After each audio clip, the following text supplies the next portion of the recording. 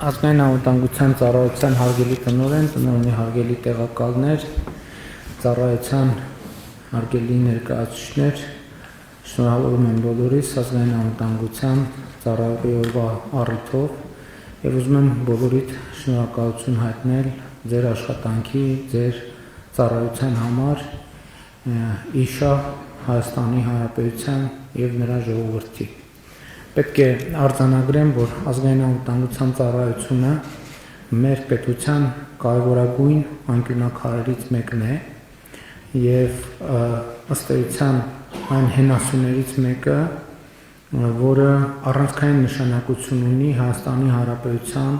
անվտանգության սահմանադրական կարգի պահպանության տեսակետից։ Ես մի հետևյալ դիտարկումն եմ ուզում անել, որը ցույց է տալիս եւ ընդգծում է նաեւ այս ընթացքում իմ ընկալումը ազգային անվտանգության ծառայության։ 2018 թվականին ես ստանձնել եմ Հայաստանի Հանրապետության վարչապետի պաշտոնը ձեզ հայտնի գործընթացների արդյունքում եւ պետական համակարգի համար, այդ թվում ազգային անվտանգության ծառայության համար եղել եմ բացարձակապես նոր մարդ եւ այսինքն նոր մարդ չեմ, բայց նոր կարգավիճակի մարդ եմ եղել եւ 2018 թվականից մինչեւ այսօր ես երբ որ վերլուծում եմ, ընդ որում ես ընթացքում ազգային անվտանգության ծառայության 6 փաստացի տնօրեն է փոխվել եւ ես ուզում եմ այս ընթացքում իմ զգացողությունը կիսեմ ձեզ հետ, որ ծառայության նկատմամբ որպես ծառայություն, որպես պետական ինստիտուտ ես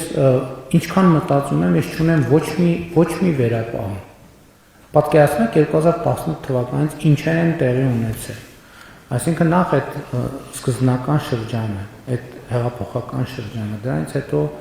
տեղի են ունեցել իրադարձություններ, 20 թիվ կոവിഡ്, պատերազմը, յետպատերազմական իրավիճակը, 21 թվի ճգնաժամային իրավիճակները, հետագայում ամենատարբեր իրադարձություններ։ Եվ ես որպես պետության առաջնորդ, որպես Հայաստանի Հանրապետության վարչապետ, ազգային անվտանգության ծառայության նկատմամբ որպես ծառայություն չունեմ ոչ մի վերապահում։ Այսինքն չի եղել մի իրավիճակ, որտեղ ես մտածեմ, որ ծառայությունը որպես պետական մարմին պետքա գործեր այսպես, բայց չի գործել այդպես, այլ գործել է բոլորովին այլ կերպ, բայց սա ես չեմ ասում որպես անձ, որպես Նիկոլ Փաշինյան։ Ես ասում եմ որպես Հայաստանի Հանրապետության վարչապետ,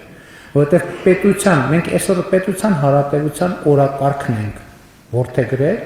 եւ մեր բոլոր նպատակների եւ գործողությունների կենտրոնում եւ առանցքում դրել ենք պետությունը, Հայաստանի Հանրապետությունը։ Եվ շատ կարևոր է, որ պետությունը անկախ քաղաքական իշխանության բնույթից եւ էությունից ունենա ամուր հենարան, ունենա թիկունք։ Եվ սա չափազանց կարևոր է մեր պետության հարատևությունը եւ զարգացումը ապահովելու համար։ Այսօր կառավարության նիստում մենք քննարկում ենք վերջին 2018 թվից էսկոմ մեր տնտեսական արդյունքները, այսինքն ինչ տնտեսական արդյունքներ են արձանագրել եւ նաեւ պիտի արձանագրենք, որ այդ տնտեսական արդյունքները հնարավոր չէ արձանագրել այդ թվում տնտեսական գործունեության անվտանգությունը ապահովելու տեսակետից։ Եվ այստեղ ես կարևոր եմ համարում գնահատել ազգային անվտանգության ծառայության ներդրումը եւ այս իմաստով գիտեք ինչ ծառայության առանձնահատկություններից այնպիսին են, որ պարտադիր չի, որ մենք թվարկենք, թե ինչեր է արել ազգային անվտանգության ծառայությունը։ Ընդհակառակը մենք ինչքան քիչ թվարկենք, որովհետեւ երբեմն ազգային անվտանգության ծառայությունը ոչ մի բաներ պետքա չառնի։ Իր ներկայությունը ուղղակի, իր ներկայությունը եւ իր ներկայությունից բխող ազդեցությունները պետքա բավարար լինեն։ Եվ մենք այսօր էլի վերադառնալով կառավարության նիստի տրամաբանությանը, մենք այսօր ընդունեցինք Հայաստանի տնտեսական եւ ինստիտուցիոնալ վերափոխման դոկտրինը եւ այս համատեքստում ես շատ կարեւոր եմ համարում, որ նաեւ ազգային անվտանգության ծառայությունը, ինչպես կարևորագույն մյուս պետական մարմինները այս տրամաբանությունը եւ օրակարգը ընդունեն։ Ընդ որում տեսեք, ես ասում եմ, որ ծառայության նկատմամբ որպես այդպեսին ոչ մի վերապահում չունեմ եւ չունեմ, բայց դա չի նշանակում, որ ծառայության գործունեությունը եղել է անթերի։ Ոչ մեկից գործունեությունը չի եղել անթերի։ Սկսած վարչապետից, կառավարության անդամներից բնականաբար։ Եվ ես կարծում եմ նաև, որ մենք մեզնից անթերիություն պահանջելիս սխալ ենք գործում, որովհետև լրացուցիչ լարումներ ենք ստեղծում, որովհետև խնդիր ենք դնում, որ հնարավոր չի լուծել։ Ընդհակառակը մենք պետք է փոքր տարածքներ ունենանք, որպեսզի ավելի ազատ կարողանան գործել, ստեղծագործաբար կարողանան գործել, բայց մյուս կողմից իհարկե պետք է ամեն փուլում կարողանանք վերլուծել, թե ինչն էր, որ այնուամենայնիվ մենք այլ կերպ պետք է անենք, ինչն էր, որ ոչ թե նախկինում թույլ տված սխալների համար կամ բաստողումների համար, որ ինքներս մեզ տանջենք, այլ առաջիկա շրջանում մեր գործունեությունը ավելի որակյալ դարձնելու համար։ Եվ ես որ մտածում եմ, օրինակ ազգային անվտանգության ծառայությունը ինչպիսի վերափոխումների պետք է ենթարկվի, իմ մտածումների հիմնական ուղղությունը հետևյալն է, որ մենք ավանդաբար ազգային անվտանգության ծառայությունը ընկալում ենք որպես առաջնային ուժային կառույցներից մեկը, եւ դա այդպես է, եւ դա պետք է այդպես լինի, բայց իմ կարծիքով ազգային անվտանգության ծառայությունը գործնականում ուժային կառույց պետք է լինի ամենավերջին հերթին, այսինքն ուժի գործադրման պահը պետք է հասնի այն ժամանակ, երբ որ դրա ծայրահեղ անհրաժեշտությունը կա։ Եվ ընդհակառակը ծառայության գործունեության ամբողջ իմաստն ու նպատակը պետք է լինի այն, որ այդ ուժը ցույց տալու պահը չհասունանա։ Եվ հետևաբար ես կարծում եմ, որ ազգային անվտանգության ծառայությունը պետք է գնալով ավելի ու ավելի շատ լինի, այսօր էլ կա, նախկինում էլ կա,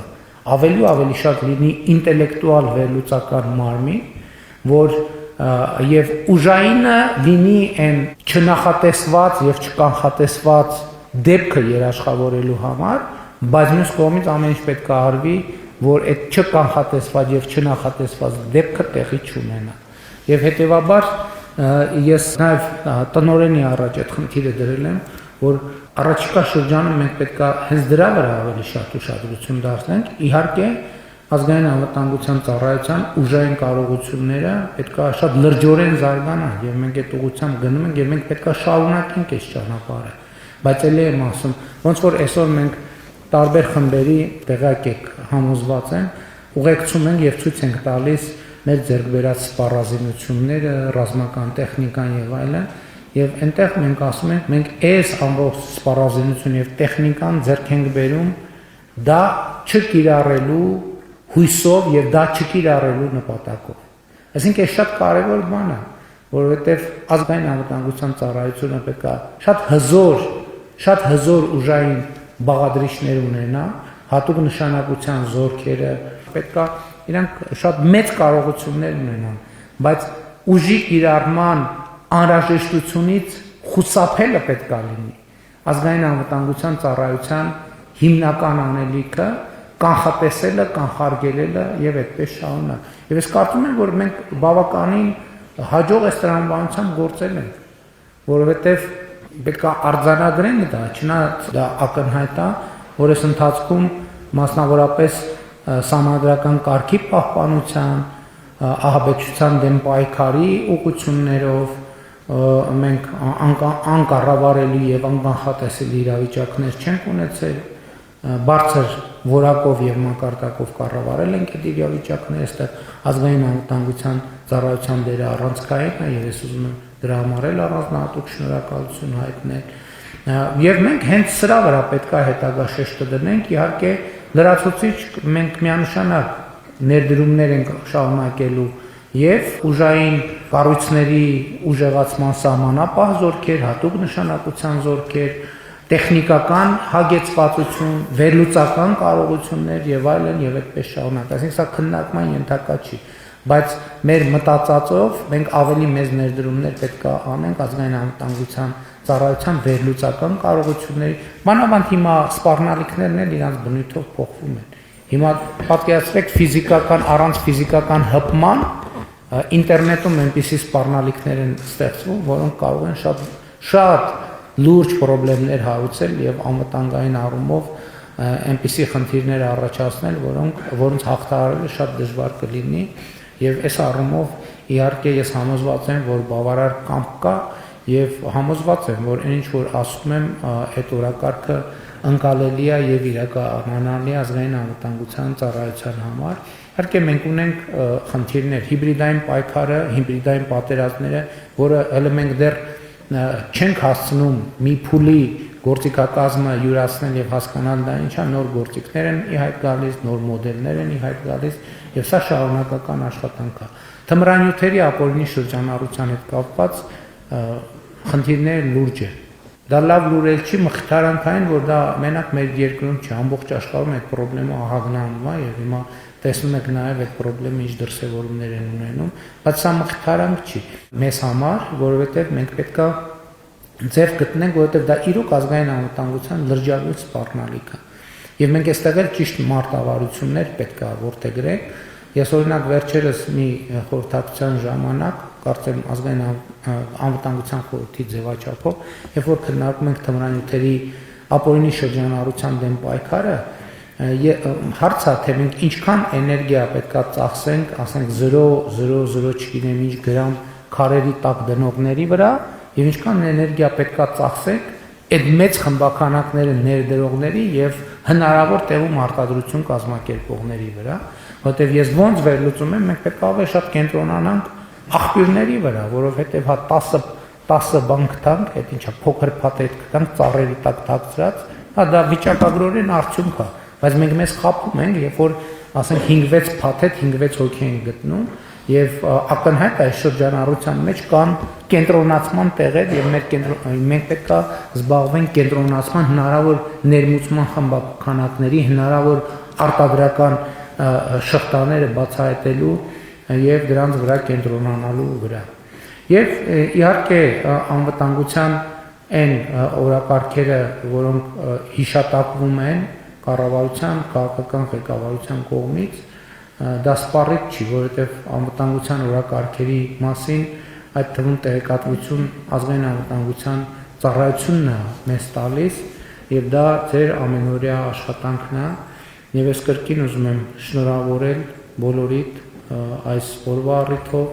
շնորհակալություն հայտնել ծառայությանը ընդհանուր առմամբ եւ յուրաքանչյուր ծառայողի եւ նաեւ շնորհավորել ձեր բոլորի ամանորը Սուրբ Ծնունդը ձեր ընտանիքների անդամներին, ձեր հարազատներին, ձեր բարեկամներին եւ հաջողություն մաղթել հետագա ծառայության ընթացքում եւ կրկին անգամ իմ գոհունակությունը արտահայտել այն փաստի առիթով, որ հիմա արդեն ես դա համոզված ասում եմ, որ բոլոր ամենաբարդ իրավիճակներում ազգային անվտանգության ծառայությունը միշտ եղել է իր տեղում, միշտ եղել է իր պարտականությունների շրջանակում եւ հասցեագրել է բոլոր այն խնդիրները, որոնք պետք է հասցեագրեր, իհարկե իրավիճակները տարբեր են եղել, բարդ են եղել, երբեմն նույնիսկ անհաղթահարելի են թվացել, բայց այն, որ մենք բոլոր այդ խնդիրները հաղթահարել ենք, դրանում ամենևին էլ երկրորդական չէ եւ չէր կարող երկրորդական լինել ազգային անվտանգության ծառայության դերը եւ իմ գնահատանքի խոսքը հարկ համարեցի, որ այսօր այսպես բոլորիդ ներկայությամբ արտահայտել եւ կրկին շնորհակալություն եւ կրկին շնորհավոր